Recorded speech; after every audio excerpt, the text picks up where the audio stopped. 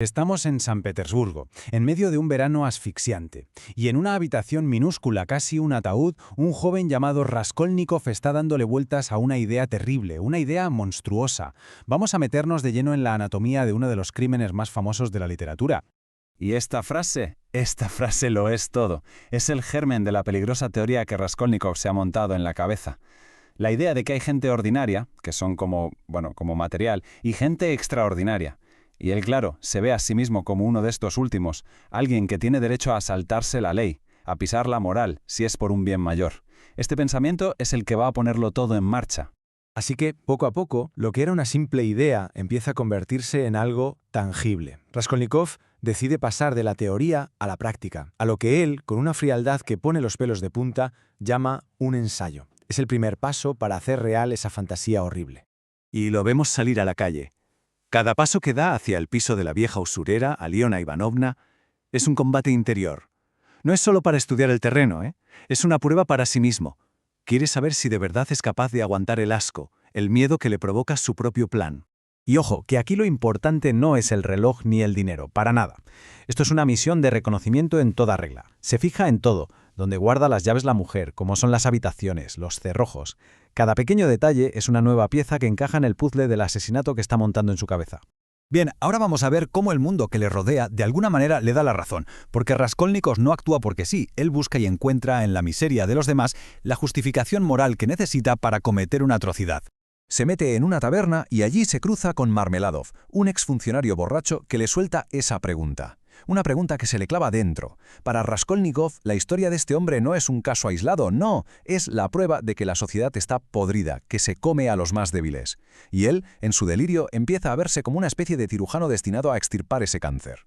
Y la historia de Marmeladov es la confirmación que necesitaba, sobre todo el sacrificio de su hija Sonia. Ver cómo esa chica se ve obligada a prostituirse, eso se convierte en su excusa perfecta. En su lógica retorcida, matar a una usurera, a un piojo inútil, como él la llama, se transforma en un acto de justicia, casi de caridad, para salvar a gente como Sonia. Y si la injusticia social era el combustible, la que viene ahora es la cerilla. Recibe una carta de su madre y la indignación que siente se dispara por completo. Y aquí sale a la luz todo su orgullo herido. Lo que le enfurece de verdad no es que su hermana Dunia se case. Lo que le saca de quicio es que ella se esté sacrificando, se esté vendiendo a un tipo despreciable para salvarlo a él. Y claro, un hombre extraordinario como él no puede permitir que lo salven. Así que, en su mente, el crimen ya no es solo por justicia social, ahora también es un acto para reafirmar su poder y liberar a su familia de esa humillación. A partir de aquí, la mente de Raskolnikov empieza a funcionar de otra manera. Ocurren dos cosas, que para cualquiera serían casualidades, pero que para él son señales. Señales inequívocas del destino que le dicen que tiene que seguir adelante. Y entonces tiene una pesadilla espantosa. Sueña que es un niño y ve cómo unos borrachos matan a palos a una yegua. Es algo brutal. ¿Y en el fondo qué es este sueño? Es su propia conciencia, su humanidad, que se está revelando. Mientras su cabeza construye justificaciones para el asesinato, su subconsciente le grita a través de este horror, mostrándole que la empatía y el rechazo a la violencia siguen ahí. Es un hombre en plena guerra consigo mismo. Y esto es increíble. Es el ejemplo perfecto de cómo su mente deforma la realidad. Oye por pura casualidad una conversación en un mercado y para él es la pieza final que le faltaba. No es el azar, no. Es el destino dándole luz verde. Es una señal del universo que le dice que el plan es correcto y que ahora es el momento. Y llega el día, llega la hora. Y es justo aquí donde toda esa teoría intelectual, fría y calculada sobre el crimen, se da de bruces con la realidad. Una realidad caótica, sucia y sangrienta. Raskolnikov entra y ataca. Pero la realidad no tiene nada que ver con sus planes. Es torpe, es horrible, la ejecución limpia y teórica que había imaginado se convierte en una carnicería. Y entonces ocurre lo impensable. La hermana de la usurera, la pobre Lisbeth, entra en la habitación. Y en un segundo de pánico animal, Raskolnikov la mata a ella también, aniquilando en ese instante cualquier justificación filosófica que pudiera tener. Inmediatamente después del doble asesinato, toda esa teoría de Raskolnikov, la de ser un hombre superior por encima del bien y del mal, del miedo, todo eso empieza a desmoronarse. La huida es un desastre. Es pura suerte y nervios. Se queda atrapado dentro del piso mientras dos hombres intentan entrar. Se esconde, temblando, y consigue salir de milagro. En ese momento ya no hay superhombre. Solo queda un animal asustado con la paranoia a flor de piel, convencido de que todo el mundo sabe lo que ha hecho. Y el precio psicológico es inmediato. El mundo entero se vuelve una amenaza. Recibe una citación para ir a la comisaría por una simple deuda de alquiler y casi le da un ataque. Su cuerpo y su mente no pueden más. Se derrumban. Cae enfermo con una fiebre altísima que le hace delirar. La teoría del hombre extraordinario ha chocado contra el muro de la conciencia humana y se ha hecho añicos. Y cuando parece que ya no puede caer más bajo, ocurre algo en la calle. Un suceso totalmente inesperado que lo saca de su delirio y lo lleva a vivir una experiencia paradójica y muy profunda.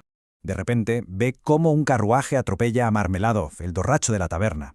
Y en ese instante algo hace clic en su cabeza. El hombre que acaba de asesinar a 2 mujeres a sangre fría corre a ayudar sin pensárselo. Se encarga de todo, organiza que lleven al moribundo a casa con su familia. La ironía es tremenda.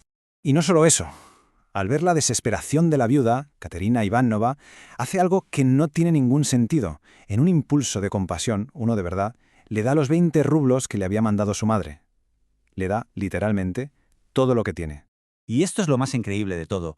Justo ahí, en medio de la muerte y del dolor que él mismo ha provocado, ese gesto de generosidad le provoca una sacudida de vitalidad, una sensación de vida potentísima.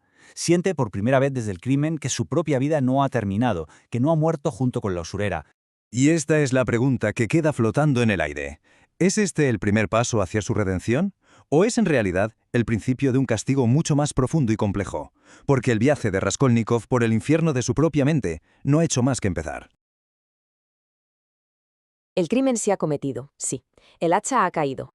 Pero para Radión Raskolnikov, el verdadero castigo no está en una celda, sino en el laberinto febril de su propia cabeza. Hoy nos metemos de lleno en ese tenso descenso a la paranoia que sigue al asesinato. Un lugar donde cada rostro parece un acusador y cada sombra esconde una amenaza. Vamos a adentrarnos en esta espiral de culpa. Y con esta pregunta, Dostoyevsky nos lanza directos al tormento de Raskolnikov. Fijaos, no es tanto el miedo a que lo descubran, sino el horror de haberse descubierto a sí mismo, de saberse capaz de algo así. Esa es la pregunta que lo va a perseguir, la que envenena cada pensamiento y convierte su mundo en una auténtica prisión psicológica. Bien, nuestra exploración de esta crisis la vamos a dividir en 4 actos. Primero, veremos cómo su mundo, que él creía aislado, de repente es invadido. Luego, analizaremos el duelo intelectual, donde su propia teoría se vuelve contra él. Después, su búsqueda desesperada de consuelo en otra alma perdida. Y finalmente, un giro del destino que es casi increíble. Raskolnikov se ha encerrado en su cuarto y en su culpa. Pero claro, el mundo exterior no piensa dejarle en paz. De repente las figuras de su vida, tanto las que ama como las que teme, irrumpen en ese santuario de tormento y el cerco a su alrededor empieza a apretarse. Hay que imaginarse la escena. Las 2 personas que más quieren el mundo, que son la pura inocencia y el amor incondicional que él acaba de profanar, viajan para verle. Su presencia es como echar sal en una herida abierta. No puede soportar su amor porque se siente absolutamente indigno de él.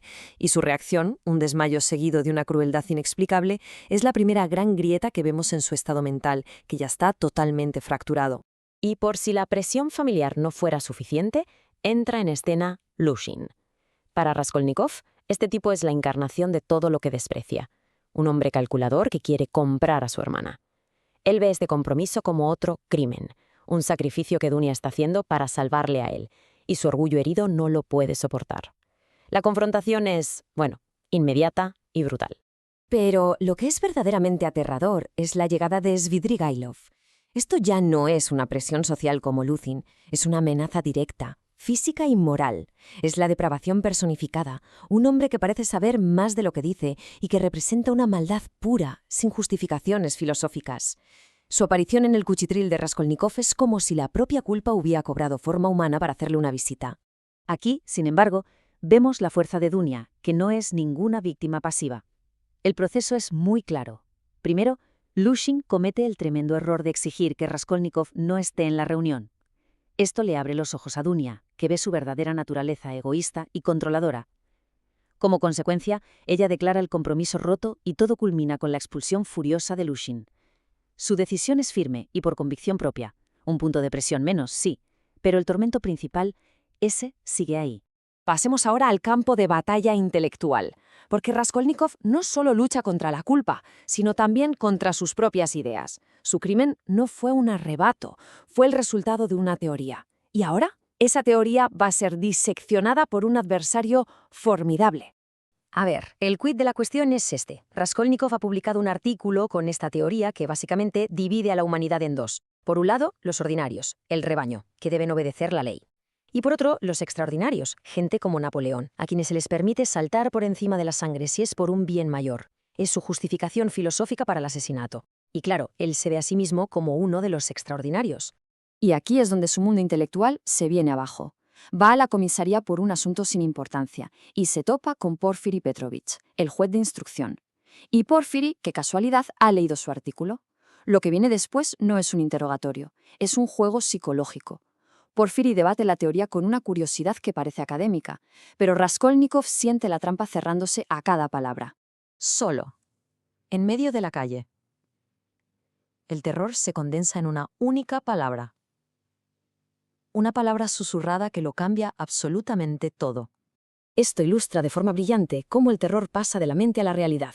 Justo cuando la sospecha de Porfiri lo ha dejado temblando, va un completo desconocido y le susurra esa palabra al oído. ¿Pero quién es? ¿Cómo lo sabe? La paranoia se dispara. Ya no es una sospecha en un despacho, es una acusación a gritos silenciosos en mitad de la multitud.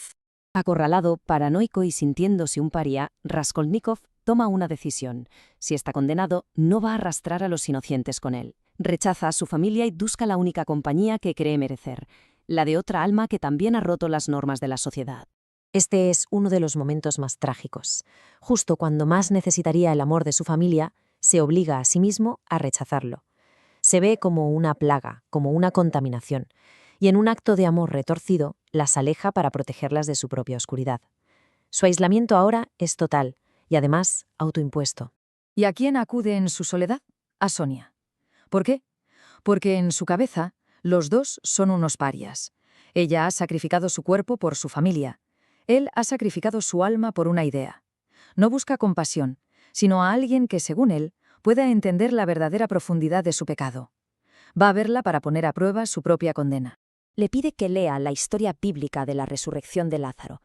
Está buscando desesperadamente una señal de que la redención es posible, incluso para los que están muertos en vida. Y entonces se arrodilla y le besa los pies. No es un gesto romántico, es de reconocimiento. Con estas palabras se postra ante todo el sufrimiento que ella encarna. Y este es el vínculo que se crea, una especie de alianza de los condenados. Él, el pecador intelectual, ella, la pecadora por necesidad. No los une el afecto, sino un sufrimiento compartido y la idea vaga, casi imposible, de que quizá, solo quizá, la fe de ella pueda ofrecerle un camino para salir de su oscuridad. Y esto nos lleva al clímax de esta parte de la historia. La red se ha cerrado. La presión psicológica es insoportable. Raskolnikov vuelve a enfrentarse a Porfiri, y esta vez parece que es para el golpe de gracia. Está al borde del abismo, a un paso de confesar. La segunda reunión con Porfiri es una auténtica obra maestra de tortura psicológica. No hay acusaciones directas, solo un juego del gato y el ratón.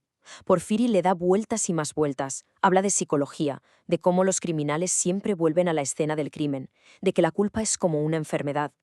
Cada palabra es un golpe, diseñado para que Raskolnikov se derrumbe por su propio peso.